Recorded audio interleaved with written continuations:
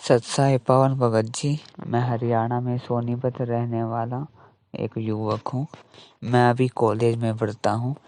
मैंने आज से 2 साल पहले सोनीपत के नामदार केंद्र से नाम लिया था।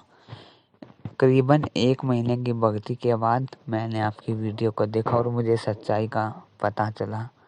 लेकिन उससे पहले मैं उनके एक भंडारे में जा चुका था। गोपालपुर में कोई भंडारा था, वहाँ पे मैंने 50 रुपये दान किए थे उसके। और मेरे जो पिताजी हैं वो संतराम पाल जी महाराज को अच्छा आदमी नहीं मानते थे। वो मानते थे कि हम उनकी भक्ति ना करें। तो जब से मैंने वहाँ पे 50 रुपये दिए थे, उसके 1 हफ्ते बाद ही मेरे पिता ने शराब पीकर हमारे घर में दंगा किया और संत रामपाल जी महाराज की तस्वीर फाड़ दी तथा भक्ति बोध तथा जितना भी उनका सामान था, चरणामृत और जो भी कुछ था, उसको पैरों से कुचल के और उनकी तस्वीर को पैरों से कुचल कर आग लगा दी। तो उसी के 8-9 महीने बाद मेरे पिताजी का एक्सीडेंट हो गया और एक्सीडेंट के बाद उनकी रीढ़ की हड्डी टूट गई। और जिन पैरों से उसने कुचला था संत रामपाल जी की तस्वीर को, उनके वे पैर काम करने बंद कर गए। आज वो ऐसे ही करीबन उनको 1 साल हो गया है, वो ऐसे ही पड़े हुए हैं। वो काफ़ी दिक्कत में है। मैं चाहता हूँ कि क्या इसका कोई समाधान हो सकता है भगत जी? कृपया करके इस पे वीडियो बनाइए। बंदी छोड़ सतगुरु रामपाल जी महाराज जी की जय हो।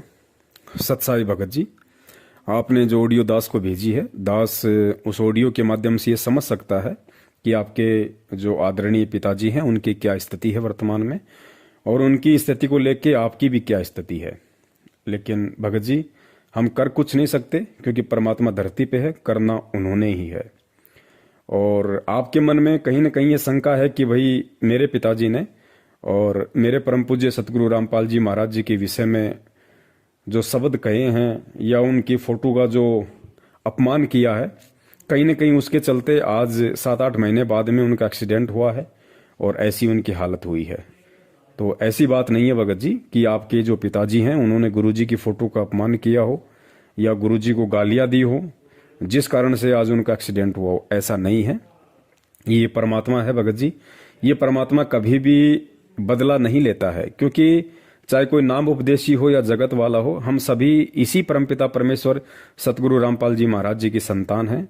और संतान चाहे कितनी भी क्यों ना बिगड़ जाए, चाहे शराब पी के नशे में अपने ही पिता के ऊपर हाथ क्यों ना उठा दे, गालियां क्यों ना निकाले, बाप कभी भी अपने बच्चे की उस बात का बुरा नहीं मानता है भगत जी। शेख तकी ने 650 साल पहले परमपिता परमेश्वर जी के साथ में कितना दुर्व्यवहार किया।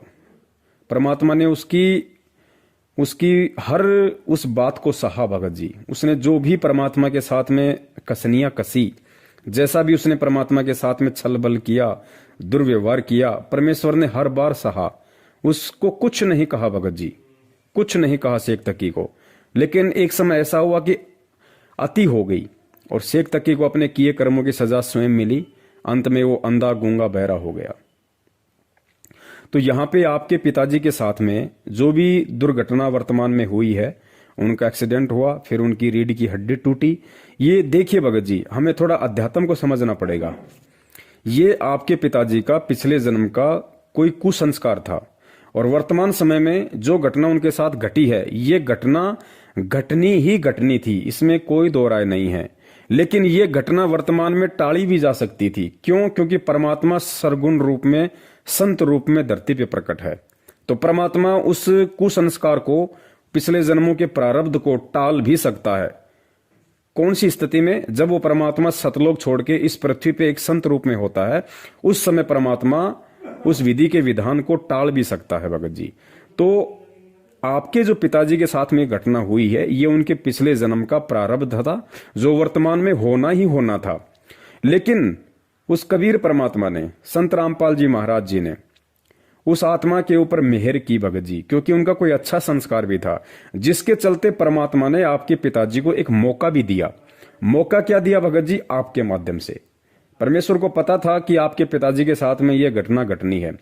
परमेश्वर ने 7-8 महीने पहले ही आपको अपनी शरण में लेके उस घर में भक्ति प्रवेश करके, क्योंकि आपने सत्संग भी घर में उनको सुनाए होंगे, गुरुजी के विषय में बातें भी बताई होंगी, भक्तों के इंटरव्यू भी सुनाए होंगे, तो ये सारी जो प्रक्रिया थी आपके माध्यम से परमात्मा आपके पिताजी का वो जो प्रारब्ध का जो कुसंस्कार था, जो घटना उनके साथ घटी है, उस घटना को टालने के लिए परमात्मा ने आपको उस घर में निमित्त बनाया, उस घर में भक्ति प्रवेश की, आपके पिताजी तक अपने सत्संग पहुंचाए कि हो सकता है ये आत्मा जाग जाए, इस आत्मा को ये सत्संग समझ में आ जाए और ये मेरी शरण में आ जाए। शरण में ना आए तो कम से कम ये मेरे सत्संग सुनने लग जाए, और अगर सत्संग भी सुनने लग गई तो परमेश्वर कहते हैं 70% लाभ उस आत्मा को मात्र सत्संग सुनने से ही मिलने शुरू हो जाते हैं।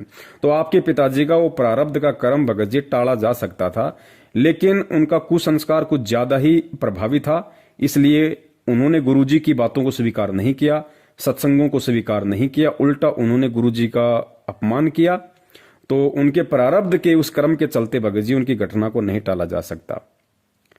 और अब स्थिति यह है भगत जी, जो परमात्मा है उसके तो वही गुण है, पर मालिक तो हमेशा माफी करता है भगत जी। आज भी यदि आपके पिताजी चाहें तो भगत जी स्वस्थ हो सकते हैं, कोई बड़ी बात नहीं है। अगर डॉक्टर ने कह दिया कि वो ठीक नहीं हो सकते तो डॉक्टर कोई फाइनल नहीं है, डॉक्टर कोई परमात्मा नहीं है भगत जी। जब डॉक्टर भी किसी का उपचार नहीं कर पाता है तो डॉक्टर भी ये कह देता भाई मैंने जो कोशिश करनी थी कर ली, अब ये ऊपर वाले के हाथ में है, उससे दुआ करो।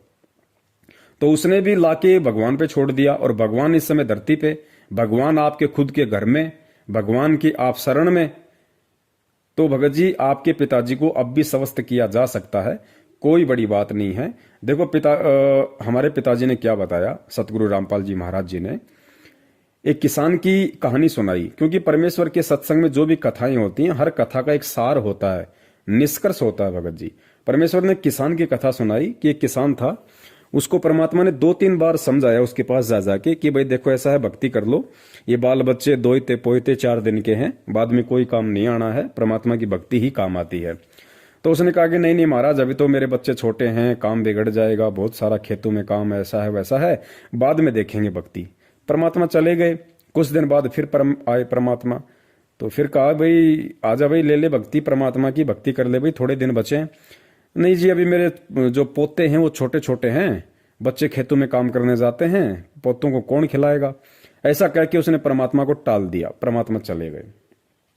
फिर आए परमात्मा, तो बच्चों से कहा भी कहाँ है भाई तुम्हारा पिताजी। मालिक को तो सारा पता ही था, तो कहा भाई हमारे पिताजी तो 2-3 साल पहले मर चुके हैं, उनका तो देहांत हो गया। तो मालिक को तो पता था कि इसी घर में बैल बना हुआ है, क्योंकि जहां आशा तहां बासा हुई, अंतकाल में सुमरियो सोई, तो उसी घर में वो पशु बन के पैदा हो गया, बैल बना। अब वो खुद के लड़के ने उसको खेत में जोत रखा, हल चल रहा, और परमात्मा ने कहा भाई 2 मिनट रोकना। परमात्मा, बच्चे ने हल रोका और परमात्मा उस बैल के पास में गए और कहा कि भगत जी अभी मेरी बात मान जा, तेरे शरीर में छुड़वा दूंगा और तू भक्ति ले ले। बोले महाराज क्या बात कर दी आपने। बोले ये बराबर वाला बैल देख रहे हो, ये बहुत निकम्मा है, और मैं भक्ति करूं, ये शरीर छोड़ूं, कल को कोई दूसरा बैल आ जाए और वो ढंग से काम करे ना करे, मेरे बच्चों को तो टोटा हो जाएगा।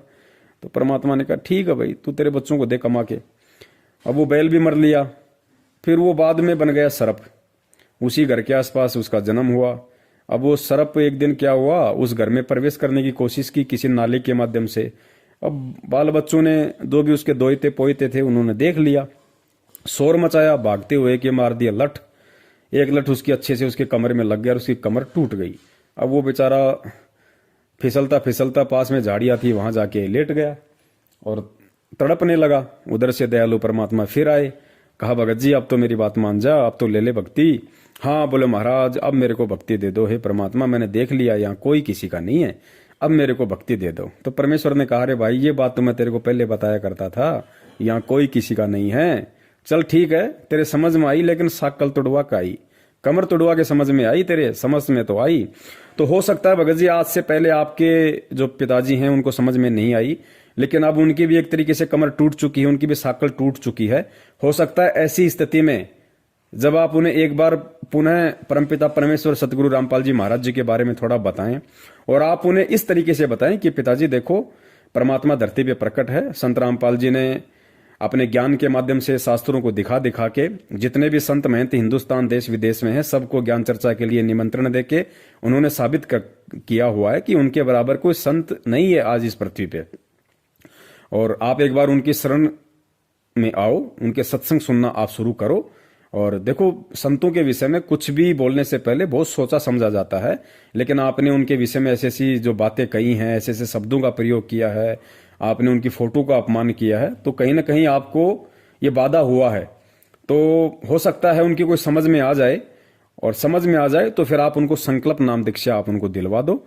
संकल्प नाम दीक्षा में मंत्र को छोड़ के बाकी जो क्रिया आप कर रहे हो, 3 समय की आरती, ज्योति जलाना, दंडोत करना, सत्संग सुनना, शब्द सुनना परमात्मा के, ये सब कुछ उन्हें करना है और आपने उनका सहयोग करना पड़ेगा। आरती के समय आरती लगा देनी है, परमात्मा के सत्संग वगैरह घर में लगा देने हैं।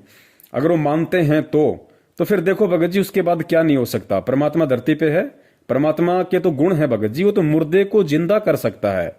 कमाल को नहीं किया, कमाली को नहीं किया, सेव को नहीं किया, रामानंद जी को नहीं किया, कितनों को किया परमात्मा ने, मुर्दों को जिंदा किया। ये उसके गुणों में है। और वर्तमान में तो सरगुण रूप में धरती पे है भगत जी, वो तो कुछ भी कर देगा। जो जीव आत्मा के संस्कार में है उससे ज्यादा दे देगा। विधि के विधान को पलट के रख देगा परमात्मा इस समय, क्योंकि संत रूप में, सरगुण रूप में धरती पे प्रकट है। तो इस तरीके से आप एक बार कोशिश कीजिए, हो सकता है उनकी समझ में आ जाए। इतने दुख उठाने के बाद अगर समझ में आ जाए तो आप उनको संकल्प नाम दीक्षा के माध्यम से परमपिता परमेश्वर सतगुरु रामपाल जी महाराज जी से जोड़ दीजिए। भक्ति उनकी शुरू होगी तो अवश्य परमात्मा लाभ देंगे। अगर मान लीजिए, अगर वो ठीक भी, जैसे मतलब उस स्थिति में ठीक अगर नहीं हो पाए और अगर उन्होंने शरीर भी छोड़ दिया, तो भगत जी संकल्प नाम दीक्षा लेने के बाद में जब वो आरती करेंगे, सत्संग सुनेंगे, तो भगत जी 101% अगला जन्म उनका मनुष्य का होगा और तुरंत परमात्मा उनको किसी भगत के घर में जन्म देंगे, उनकी भक्ति शुरू करवाएंगे। तो ये उनको फायदा हो जाएगा। और अगर वो अच्छे भाव से लगे तो परमात्मा रीढ़ की हड्डी क्या भगत जी, परमात्मा तो 2 टूक हो जाए उसको जोड़ दे, उसको कहते हैं भगवान। और उसके बाद भी यदि वो नहीं मानते हैं तो भगत जी फिर आपने ज्यादा परेशान होने की जरूरत नहीं है, क्योंकि फिर वो उनका संस्कार है। आपका केवल एक पिता पुत्र का संबंध था, कोई पिछले जन्म का ऋण संबंध था जिस कारण से आप पिता पुत्र बने हुए हो। अगर वो नहीं मानते हैं तो फिर आपने भी ज्यादा टेंशन लेने की जरूरत नहीं है। आपने भी यही सोचना है कि भाई इस जीव आत्मा का जैसा संस्कार है वैसा ही ये परमात्मा को अपनाएगा या नहीं अपनाएगा। आपने फिर अपनी भक्ति पे ध्यान देना है। सत साहेब, जय हो बंदी छोड़ के। तन मन शीस ईस अपने पे, तन मन शीस ईस अपने पे, पहले में चोट चढ़ावे जब कोई राम भक्त गत पावे हो जी, जब कोई राम भक्त गत पावे हो जी। तन मन शीस ईस अपने पे, तन मन शीस ईस अपने पे, पहले में चोट चढ़ावे जब कोई राम भक्त गत पावे हो जी, जब कोई राम भक्त गत पावे हो जी। भाई सतगुरु तिलक अजप्पा माला, युक्त जटा रखवावे, सतगुरु तिलक अजप्पा माला, युक्त जटा रखवावे। जत को पीन सत का चोला, भीतर बेख बनावे जब कोई राम भगत गत पावे हो जी, जब कोई राम भगत गत पावे हो जी। भाई लोक लाज मर्याद जगत की, तृण ज्यों तोड़े बगावे, लोक लाज मर्यादा।